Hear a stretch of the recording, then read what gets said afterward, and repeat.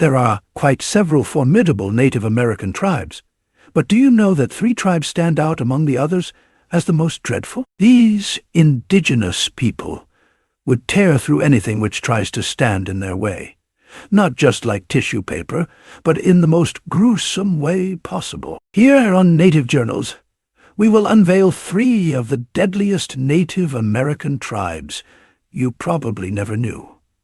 Before you join this chilly revelation, don't hesitate to like and subscribe to the channel for more enlightening videos. Saying the name of this tribe alone struck massive fear into the hearts of all who knew them, especially other native tribes. Popularly known as the Lord of the Plains, they have their name from the Ute word Comanchia, which means anyone who wants to fight me all the time, or simply put, enemy. The origin of the Comanches can be traced back to when they were part of the Shoshone tribe and lived in the western United States, specifically in a place called the Great Basin. Anthropological evidence explains the similarities between these tribes, which include their language and general way of life. Their language belongs to the Uto-Aztecan linguistic family, a language group that includes various Native American languages across the western United States. European settlers,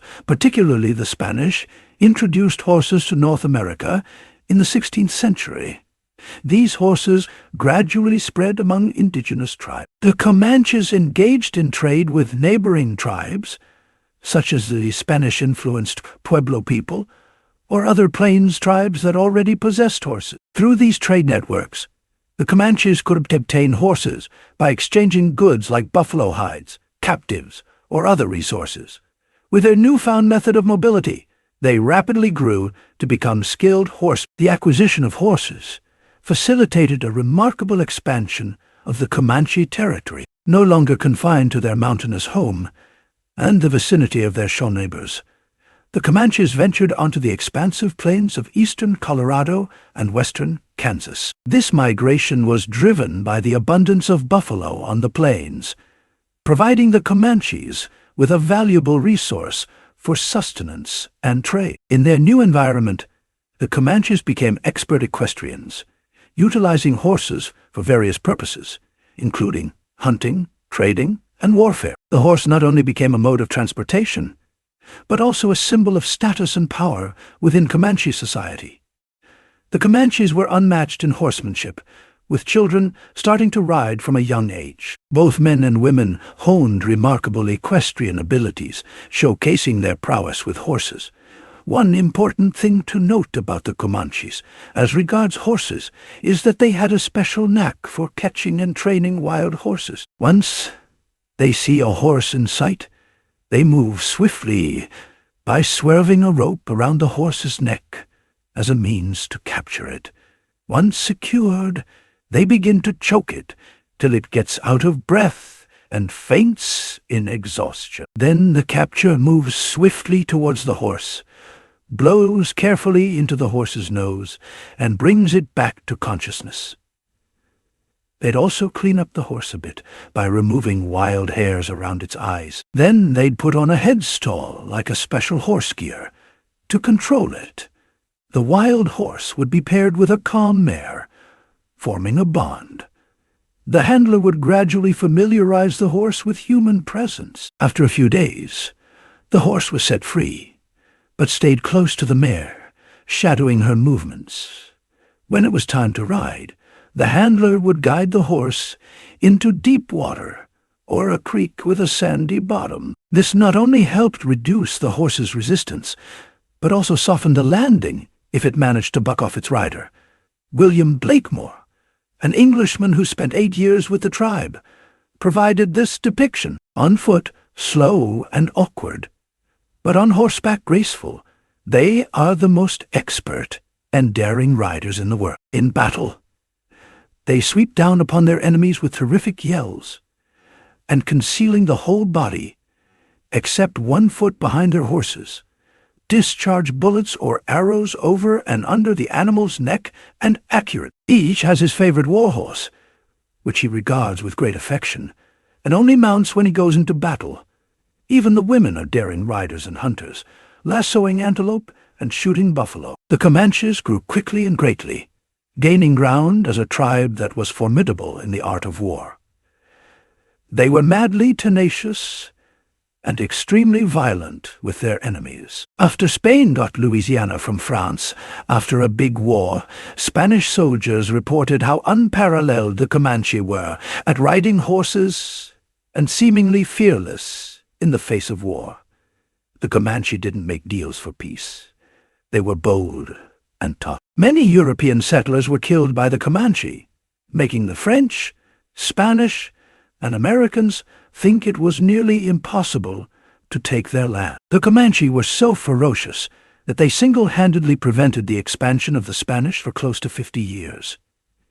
General James Wilkinson from the United States said the Comanches were the toughest indigenous group on this continent. Initially labeled as horse thieves, the Comanche earned a fearsome reputation with their ruthless raids, so intense that it was dubbed Comanche Moon by northern Spanish and Mexican settlers. In these brutal nighttime assaults, hundreds of Comanches on horseback would invade Mexican settlements, massacring men, abducting women, and making off with horses. When European settlers traversed their territories, the Comanche would attack the men, take their horses, and later offer to sell the stolen horses to the Spanish-Mexican Empire or the Americans. Despite being estimated at around 40,000 individuals, each Comanche person was said to own 2 to 3 horses.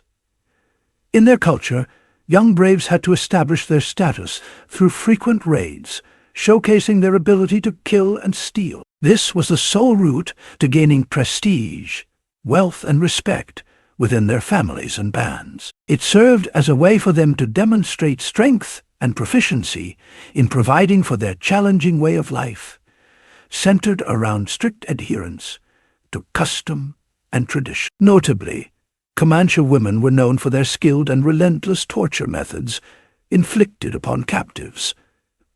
Once at the mercy of a Comanche woman, the enemy would pray earnestly for death. According to S.C. Gwynn, the author of Empire of the Summer Moon, detailing the Comanche's rise and fall, he bluntly states, "No other tribe in the history of Spanish, French, Mexican, Texan, and American presence in this region has inflicted such widespread havoc and death. There isn't even a close second." Gwynn vividly describes the demonic immorality characterizing Comanche's attacks on white settlers, where routine practices included torture, killings, and gang rapes. He clarifies the grim logic behind Comanche raids, explaining all the men were killed, and any captured alive were subjected to torture. Captive women endured gang rapes, and tragically, babies were consistently killed. In the historical narrative presented by T.R. Fehrenbach, the author of Comanche, The History of a People, a distressing incident unfolds involving the Parkers, an early settler family residing within Fort Parker. The year was 1836, when approximately 100 Comanche warriors, mounted on horses, approached the fort. To deceive the Parkers, one warrior waved a white flag. Detailing the tragic event, Fehrenbach describes, in an attempt to parley with the Comanche, Benjamin Parker stepped outside the fort's gate. Witnessing this, those within the fort saw the riders swiftly encircle him, driving their lances into him. With loud war cries, the mounted warriors charged for the gate, catching Silas Parker before he could secure it. The horde of horsemen poured into the fort. Survivors painfully recounted the gruesome scene. The two Frosts, father and son, met their demise in front of the women. John Parker faced a horrific fate, brutally incapacitated, scalped, and subjected to mutilation. Granny Parker, stripped of her dignity, was impaled to the ground with a lance through her flesh, enduring unspeakable assaults while her screams echoed. The Comanche were known for using harsh methods of torture, like roasting captive American and Mexican soldiers alive over open fires. Some suffered from castration and scalping while they were still alive. One particularly painful torture involved burying captives up to their chins and cutting off their eyelids leaving their eyes exposed to the burning sun until they died of starvation. Historical accounts also tell of the Comanche staking out naked male captives over red ant beds, a gruesome act sometimes done after removing the victim's private parts, putting them in their mouth, and sewing their lips together. In another cruel tactic, captives were sewn into untreated leather and left in the sun. As the leather dried and tightened, it slowly squeezed the prisoner to death. According to T.R. Fehrenbach, a Spanish account reveals the Comanche torturing Tonkawa Indian captives by burning their hands and feet until the nerves were destroyed, amputating these extremities, and then repeating the fire treatment on fresh wounds. The Tonkawas, who were scalped alive, also had their tongues torn out to stop them from screaming. Before we uncover the next deadliest tribe, kindly give us a thumbs up and don't hesitate to subscribe to our channel. The Iroquois Confederacy, also known as the Haudenosaunee, or Six Nations, stands as a remarkable example of indigenous political and social organization in North America. The roots of this powerful alliance can be traced back to a complex process that involved the collaboration of distinct tribes, such as the Mohawk, Oneida, Onondaga, Cayuga, and Seneca. The Mohawk, situated to the east, were known for their strategic location and interactions with early European settlers. The Oneida, with their roots in the Great Lakes region, and the Onondaga, positioned in the central part of present-day New York, added to the Confederacy's geographical and cultural diversity. The Cayuga and Seneca, residing to the west and south, respectively, complemented this alliance with their unique perspectives and contributions. The name Iroquois isn't originally from this confederacy. Instead, it was originally from the Algonquins, who were well-known enemies of this confederacy. They called them Iroquois at any given chance, which means rattlesnake. Why exactly were they called rattlesnakes? Well, that is simply because they were exceptionally skilled at sneaking up on their enemies and launching not just the quickest, but also the deadliest strikes. Before the enemy would recover, countless numbers of able-bodied men would have fallen dead. The Iroquois, recognized for their assertive nature, frequently engaged in territorial expansions through raids on rival tribes. They defeated countless Native American tribes and were effortlessly the terror of many. Among the tribes significantly affected by these incursions were the Huron, Erie, and Susquehanna. Iroquois youth underwent early military training, honing their skills with bows, arrows, spears, and clubs.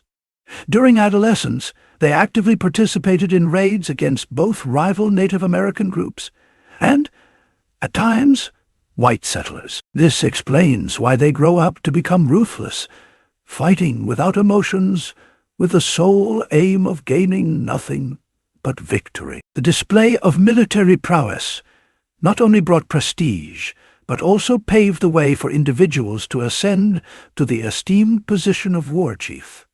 One grim aspect of Iroquois warfare involved the treatment of prisoners. Captives often faced the harrowing ordeal of running the gauntlet, an ominous ritual that required them to sprint between two rows of Iroquois warriors armed with thorny sticks and branches, subjecting them to physical punishment.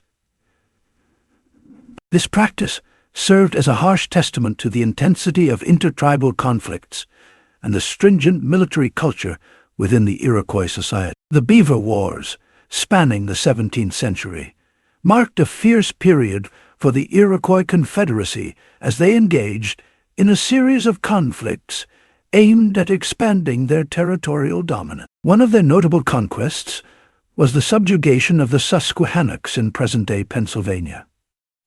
Moreover, the Iroquois significantly weakened the Huron peoples around the Great Lakes, consolidating their influence in the region. By the early 700, the zenith of their power, The Iroquois controlled an extensive expanse of land, ranging from the western territories of Illinois to the northern reaches of Michigan, and extending southward to the hills of Tennessee. What set the Iroquois Confederacy apart was their remarkable ability to maintain unity among the various nations within their confederation. This cohesion was particularly evident during the French and Indian War, where all Iroquoian nations aligned with the British. This proves this Bible verse which says, "And if one prevails against him, two shall withstand him, and the threefold cord is not quickly broken." Of course, unity can build a formidable nation. The Apache people are part of the southern branch of the Athabascan group. This group's languages are spoken in a large family across Alaska, western Canada, and the American Southwest. Different branches of Apache tribes lived in a region stretching from the Arkansas River to northern Mexico, and from central Texas to central Arizona. The Apache people not only endured, but thrived amidst being surrounded by powerful empires, successfully scaling through challenges posed by the Spanish, Comanche, Ute, and American influences. Situated in inhospitable terrain, the Apache displayed remarkable adaptability, becoming masters of mobile guerrilla warfare, armed with both traditional bows and the more modern rifles introduced by European power. It is said that Apache warriors can fire several shots of arrows in a single attempt while riding expertly on a horse. The survival strategies of the Apache were carefully tied to their exceptional skills in achieving stealth and surprise, forming the bedrock of their military prowess. Simply put, they were masters at hide and seek. This ability allowed them to execute sudden and unexpected strikes against their adversaries, catching them off guard and ultimately demoralizing them. The Apache warriors, adept in the art of surprise attacks, would swiftly emerge from hiding, launch precise assaults, and just as swiftly retreat into the nature they intimately understood. One of the remarkable aspects of Apache warfare was their excellence in raiding. They demonstrated an unparalleled capacity to cover vast distances at remarkable speeds, whether on foot or horseback. This mobility, combined with their strategic prowess, allowed them to strike targets with precision and then retreat before their enemies could recover from the shock. The Apache people seamlessly integrated Spanish horses and steel weapons into their warfare tactics, showcasing their adaptability. They quickly learned how to utilize lances and knives with impressive speed, further enhancing their effectiveness in battle. General Crook's characterization of the Apaches as the tigers of the human race aptly captured the formidable nature of these warriors. Their ruggedness and physical prowess were such that they could outpace a cavalry on foot, showcasing an exceptional level of agility and endurance. In the heat of battle, Apaches displayed remarkable skill in archery, releasing 7 arrows into the air before the first one even hit the ground, proof of their quick and precise marksmanship. When it comes to torturing their captives, they did so with no single remorse. Enemies were skinned and burnt alive, and the children of their enemies met the cold face of death with their heads smashed against a wall. To add to their cruelty, they had high respect for anyone who was able to invent a new method of torturing captives. To wrap it all up, these 3 tribes will continue to stand out as the ones which effortlessly echoed fear in the hearts of all their enemies. Share your thoughts with us in the comment section below, and if you're yet to give a thumbs up, kindly do so. Stick around for our latest updates by hitting the subscribe button. Thank you.